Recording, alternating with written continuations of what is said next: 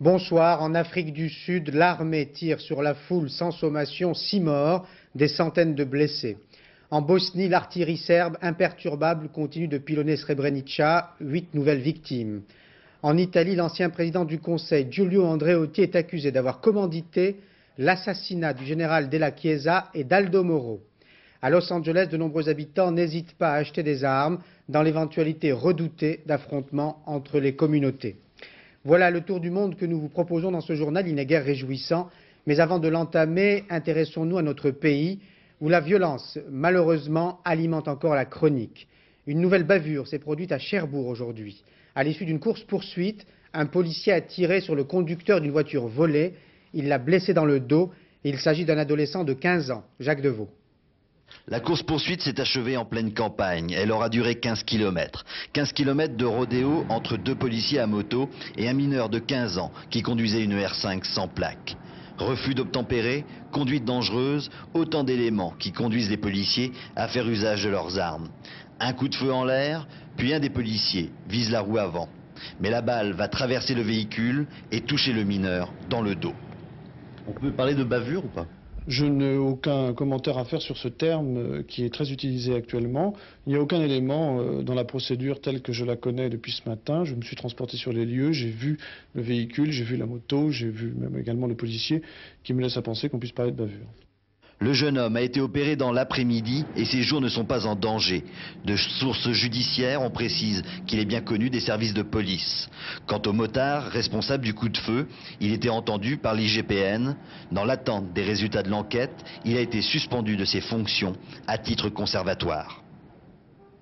À Waterloo, dans le Nord, la famille et les amis de Rachid Arjouni, tué la semaine dernière par un policier, ont déposé une gerbe de fleurs à l'endroit précis où ce jeune homme de 17 ans est tombé. Un cousin de la victime a lu un message du père qui a demandé à la justice française de condamner le policier criminel, mais il a également dénoncé les jeunes délinquants qui exploitent la mort du lycéen.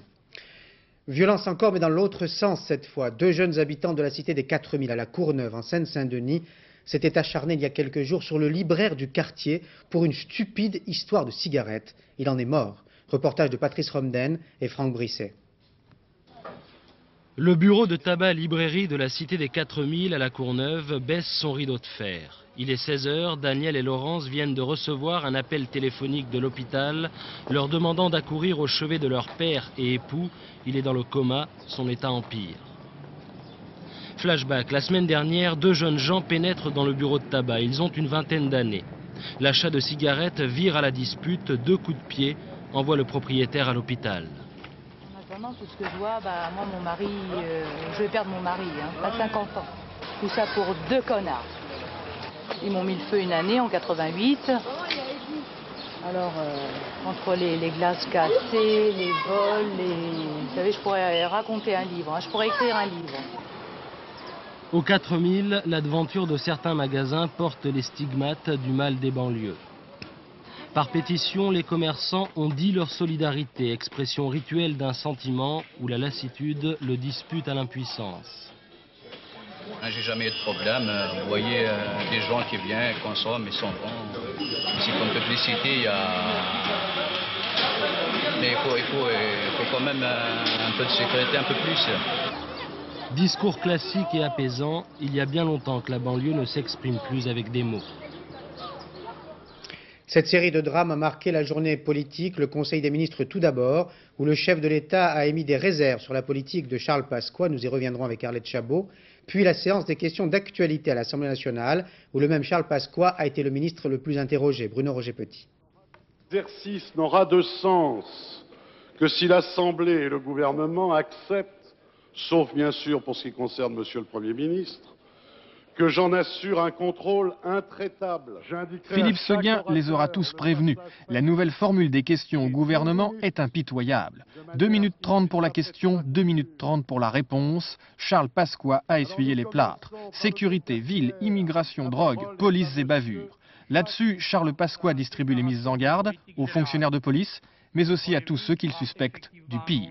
Rappeler à tous les fonctionnaires de police les responsabilités qui sont les leurs et les règles qui doivent présider à leur intervention. Néanmoins, j'ai mis en garde tous ceux qui seraient tentés d'exploiter l'indignation des familles à des fins suspectes. Et nous avons vu les résultats d'un certain nombre de ces agissements dernièrement dans Paris. Ces faits ne seront pas tolérés. Sur le même sujet, les socialistes, eux, préfèrent interroger Simone Veil. Échange rapide. Ces derniers jours, on vous a très peu entendu, et en tout cas pas vu, à Paris, dans le 18e arrondissement, à Wattrelos, à Chambéry. Pouvez-vous cependant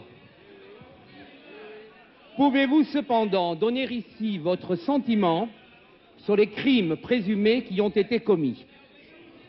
Effectivement, on ne m'a pas vu, ni à Tourcoing, ni à Roubaix, ni même dans Paris.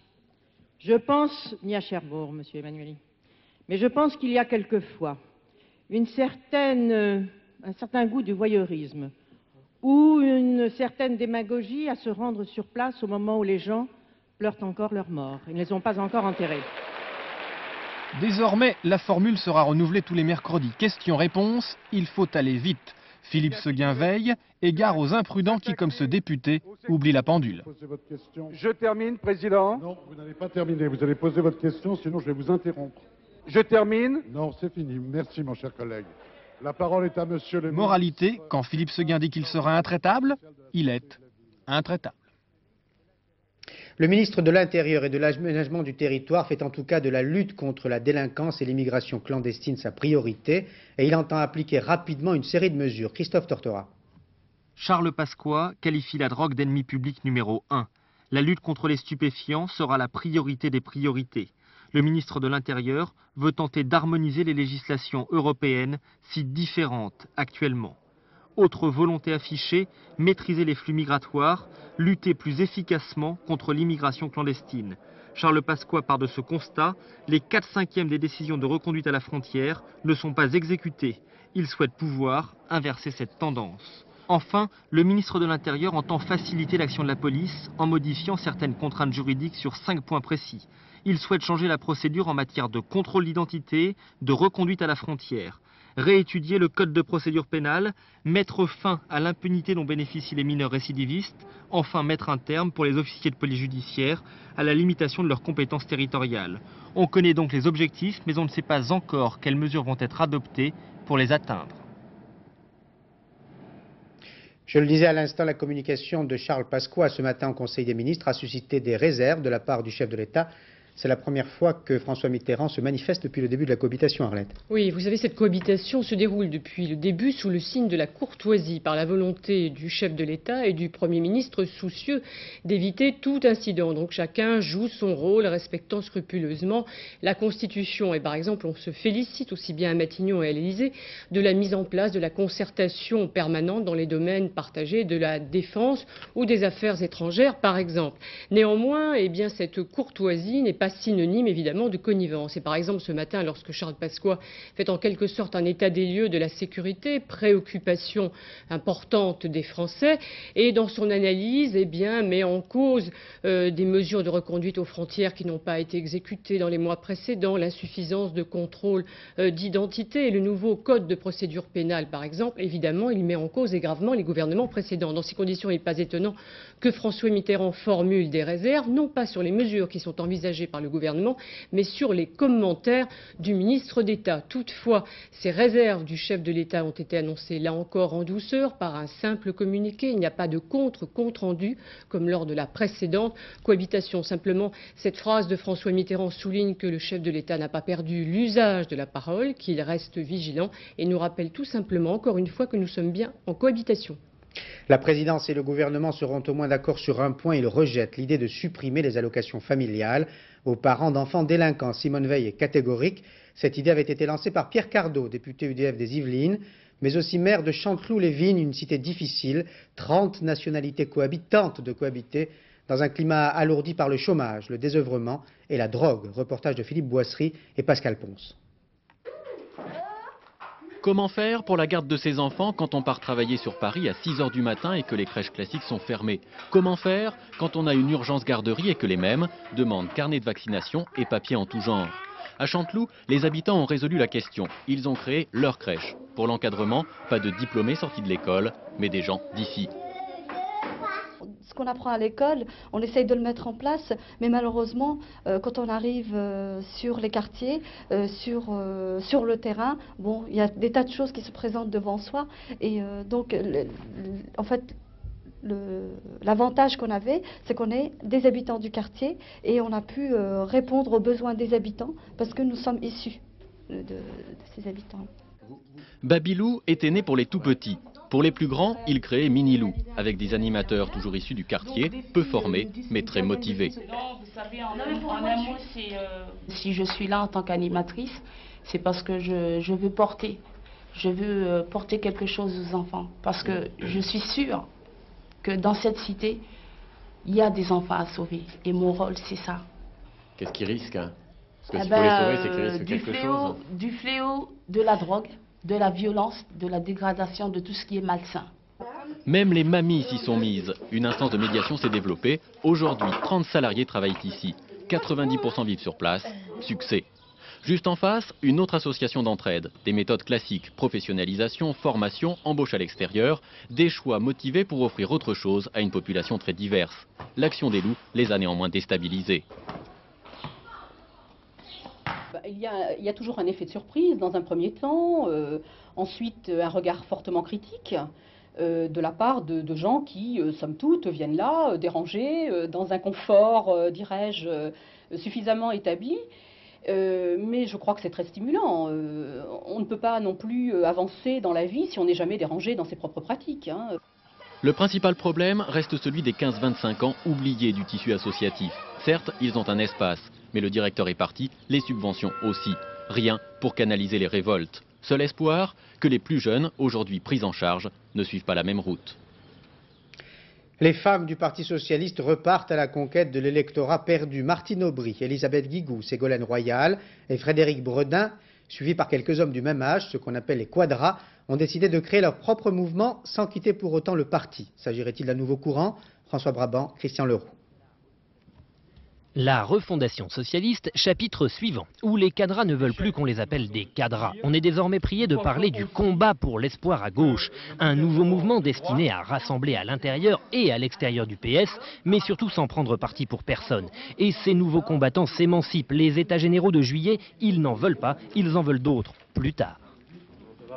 Nous souhaitons qu'il y ait des états généraux, mais nous souhaitons qu'on nous laisse le temps de discuter. C'est la raison pour laquelle, mais je crois que cette façon de voir les choses est de plus en plus partagée. Nous pensons qu'il faut que ces états généraux aient lieu d'ici à l'automne et pas dans un délai trop bref qui donnerait lieu à un final au mois de juillet.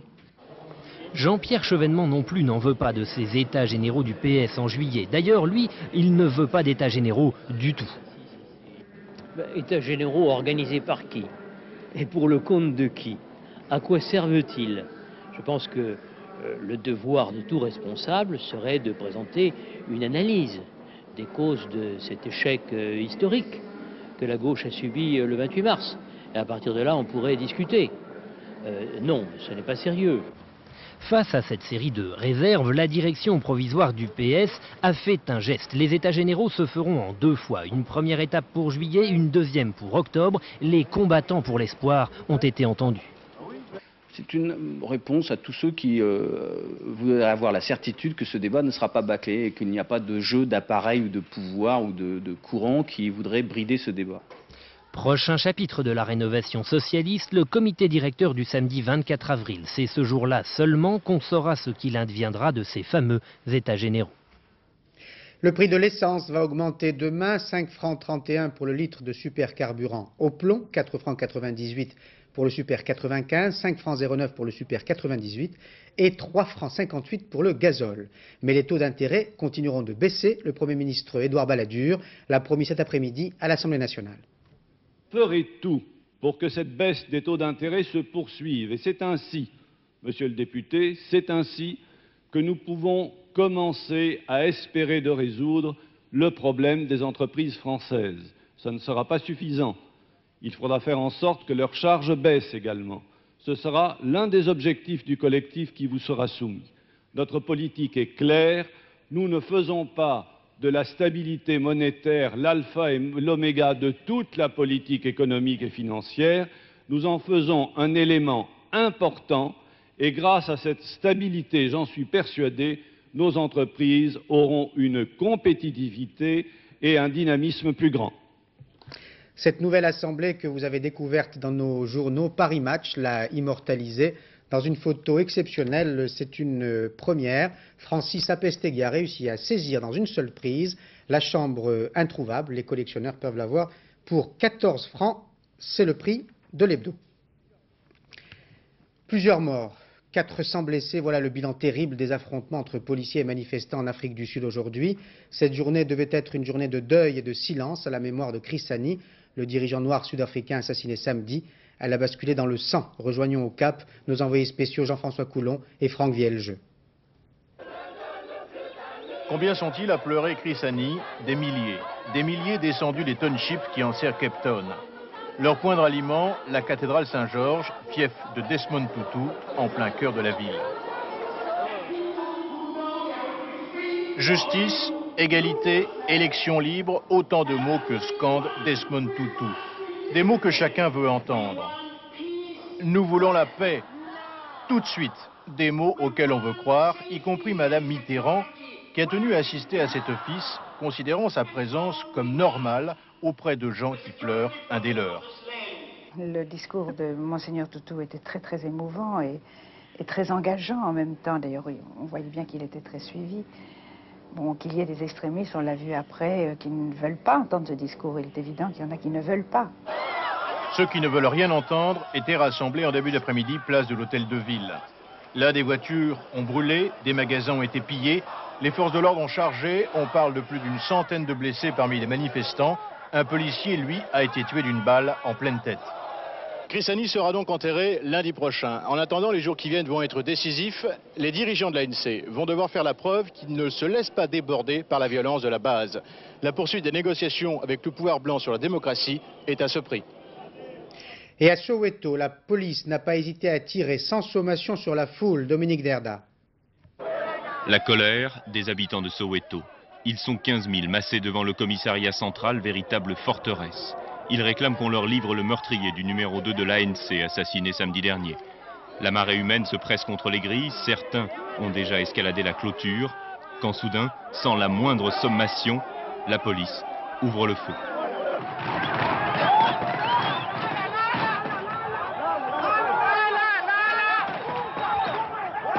C'est la panique. Même aux jugés, les forces de l'ordre sont sûres de faire un carton. Elles tirent pour tuer.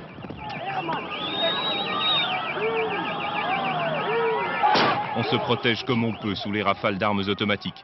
Le caméraman qui filme ces images est touché, il s'en tirera. Le bilan ce soir n'est que provisoire, mais il est édifiant. 5 morts et plus de 250 blessés.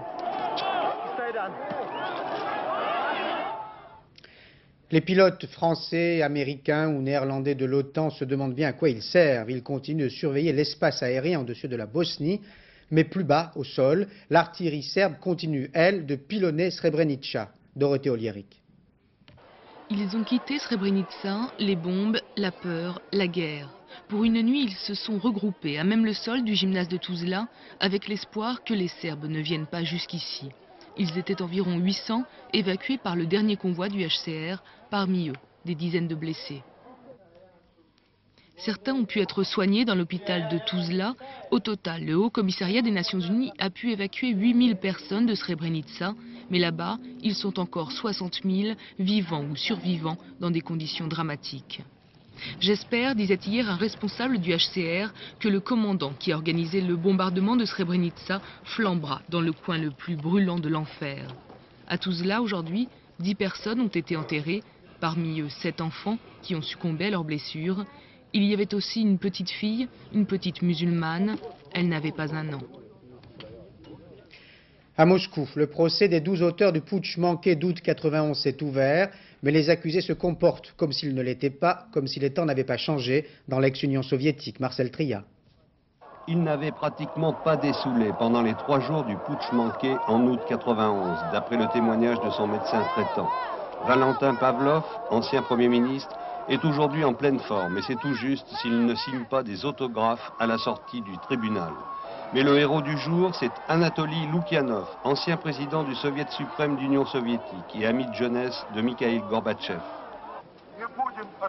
On ne répondra à aucune question du procureur.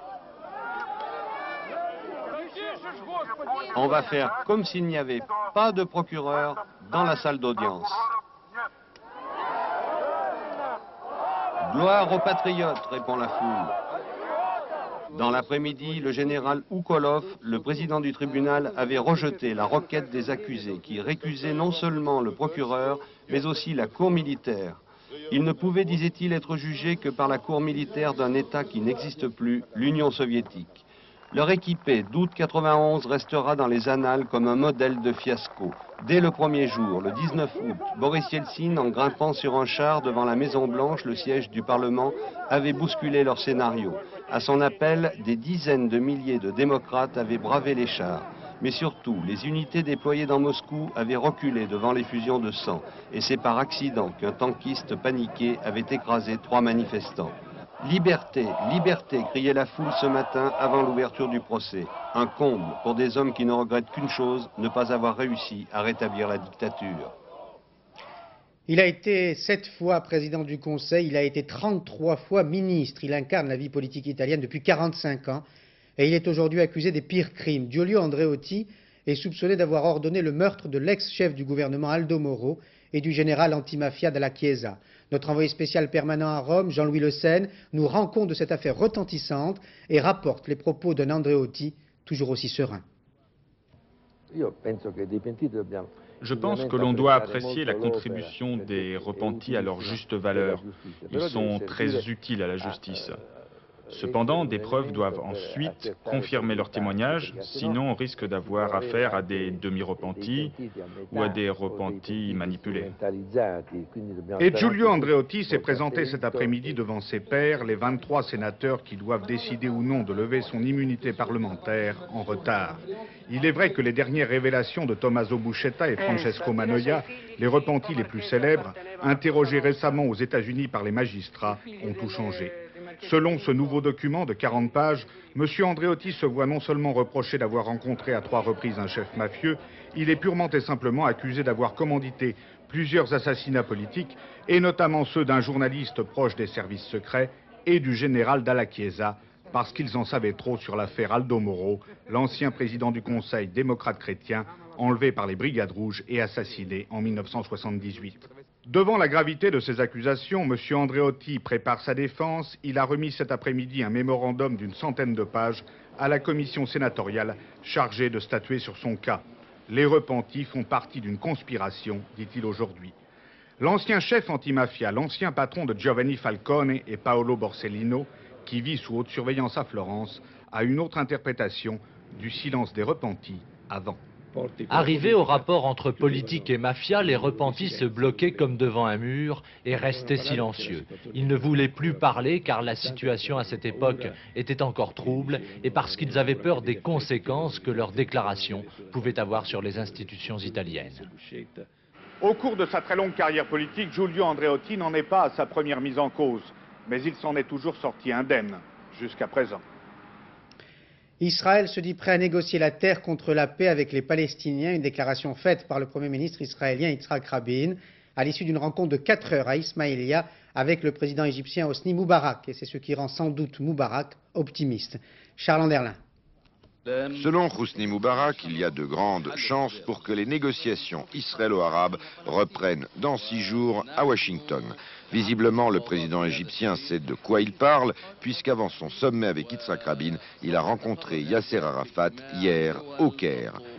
Pour sa part, le Premier ministre israélien a dit qu'il ne fera de gestes envers les Palestiniens qu'à la table des négociations. Il a rappelé que les pourparlers sur un règlement définitif de la question palestinienne auront pour base la résolution 242 du Conseil de sécurité, c'est-à-dire sur le principe d'échanger les territoires contre la paix, cela après une période transitoire d'autonomie.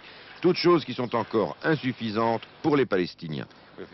On a déjà eu ce genre de promesses. Ce qu'il faut, c'est changer la situation sur le terrain. Et à la réunion des négociateurs arabes demain à Damas, les Palestiniens vont proposer un report des bilatérales de Washington.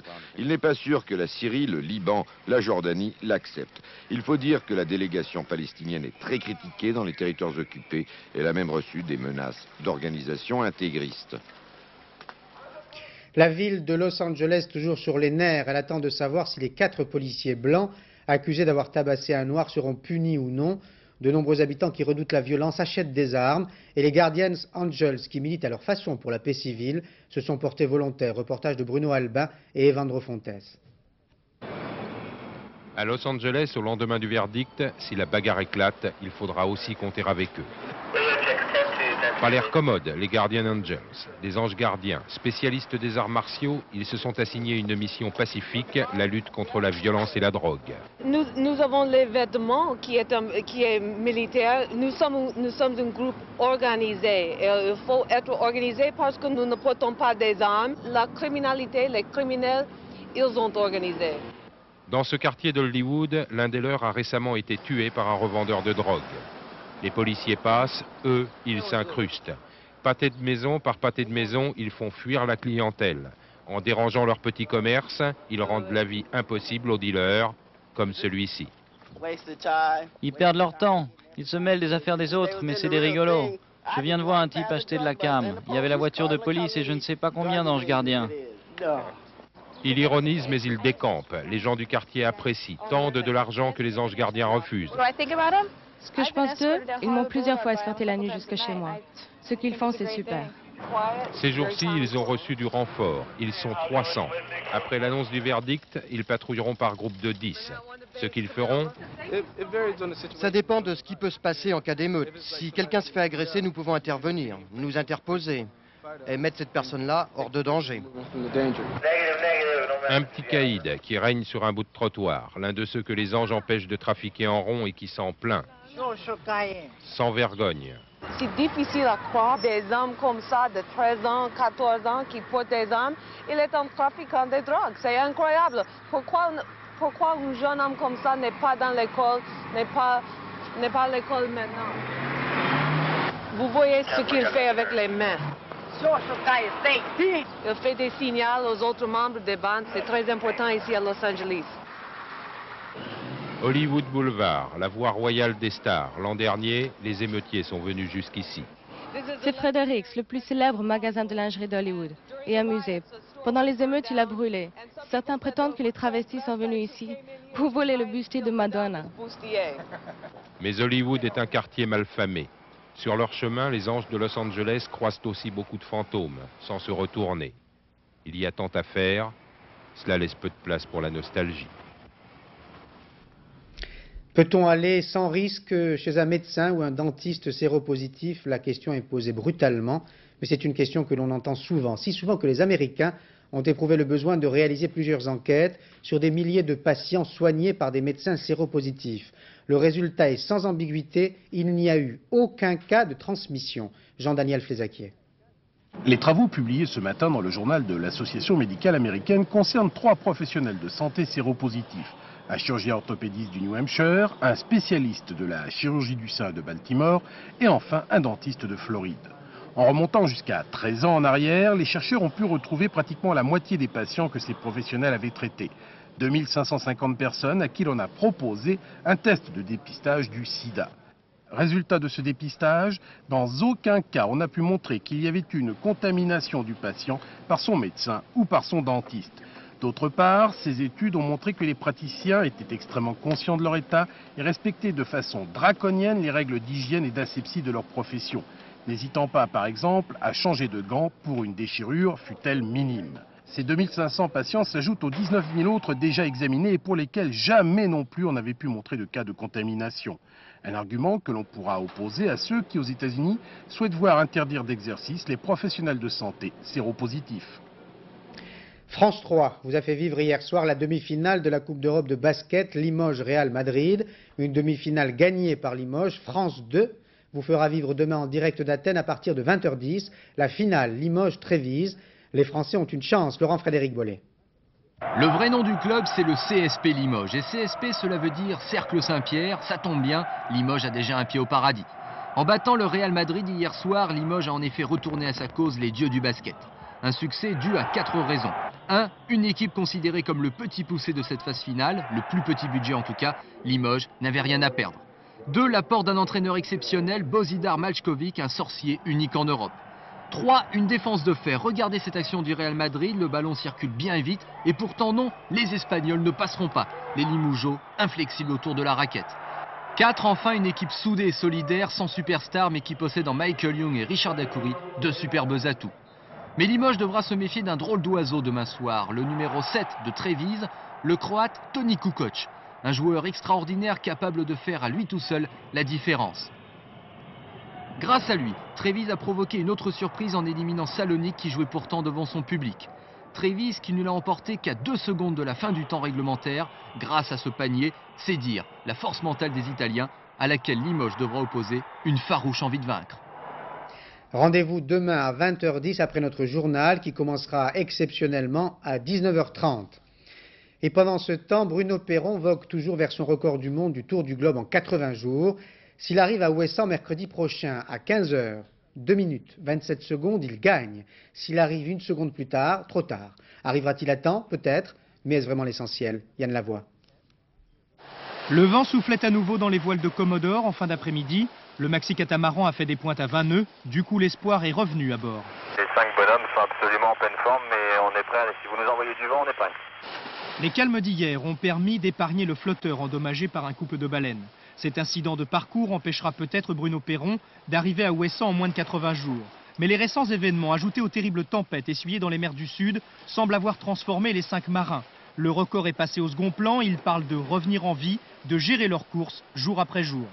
Je pense que ça sera comme ça jusqu'à la fin, parce qu'il peut se passer tellement de choses en mer que je préfère rester très détaché de tout ça. Et je pense que chaque jour suffit à peine, on a déjà beaucoup de chance d'être rendu là où on est. Et c'est déjà pas mal. Hein. Oui, mais à terre, on ne peut pas s'empêcher de calculer. Ils sont à un peu plus de 2000 milles de l'arrivée, à 14 nœuds de moyenne, ce qui est à la portée de Commodore. Ils couperaient la ligne pile dans 7 jours, sains et saufs, et avec ce fantastique record. Vous avez Picasso, bien sûr. Si vous avez le temps, si vous habitez Paris, si vous passez à Paris, allez au musée Picasso qui vous offre une nouvelle expo sur la tauromachie. Si vous n'avez pas le temps et si vous disposez de 700 francs, offrez-vous le nouvel ouvrage qui publie tous les carnets de dessins du maître sur la tauromachie. Monique Atlan et Daniel Lefebvre vous le présentent. Un instant rare, la réimpression en fac-similé des 3 carnets de 130 dessins que Picasso consacra à la tauromachie. C'est ici, dans cette imprimerie, que le peintre a lui-même participé en 1960 au premier tirage de ces carnets, grâce à un procédé dérivé de la lithographie. Chaque couleur faisant l'objet d'un passage particulier en machine. Procédé hors du commun pour un livre exceptionnel. Les éditions Cercle d'Art ont travaillé en étroite collaboration avec Picasso entre 1950 et 1973 et pratiquement ont fait un livre chaque année avec Picasso. Donc c'était l'éditeur de Picasso. Donc, j'ai dans mes entrepôts des trésors, c'est-à-dire tous les matériaux qui ont servi à ces éditions dans les années 60. Donc, de temps en temps, je réédite ces livres, parce qu'il serait impossible aujourd'hui de concevoir à nouveau. Les coûts de production seraient absolument prohibitifs. Ainsi, il est aujourd'hui possible de revivre le cérémonial strict, la tragédie muette qui se joue en plein soleil entre tauros et toreros, et se dénoue inexorable à 5 heures de l'après-midi. En écho au poème de Lorca, au dessin de Goya, Picasso ne pouvait que succomber à son tour à l'envoûtement de ce combat qui unit et oppose un homme face à un taureau, indissociables dans leur solitude. Danse de vie, d'érotisme, de mort, toujours sous le regard d'une femme. Pour Picasso, ces images demeuraient aussi fortes que des souvenirs d'enfance. Pour Luis Miguel Dominguín, elles étaient la seule réalité. Comme des Don Quichotte dédoublés, imprégnés d'Espagne, c'est aussi leur amitié, leur complicité spirituelle que ce livre célèbre. Sophie Davant dessinera le ciel dans un instant. À 20h50, un film de télévision de Robert Guédiguian, L'argent fait le bonheur. Il porte sur la vie dans les cités. À 22h25, vous pourrez voir un document sur le soulèvement du ghetto de Varsovie. 23h25, Catherine Sellac vous présentera le dernier journal. Demain matin, Gérard Leclerc recevra François Hollande, un quadra du PS. Je vous retrouve demain soir à 19h30, n'oubliez pas 19h30, avant la finale de la Coupe d'Europe de basket que France 2 diffusera à 20h10. Elle opposera Limoges à Trévise. Bonne soirée sur France 2, bonsoir, à demain.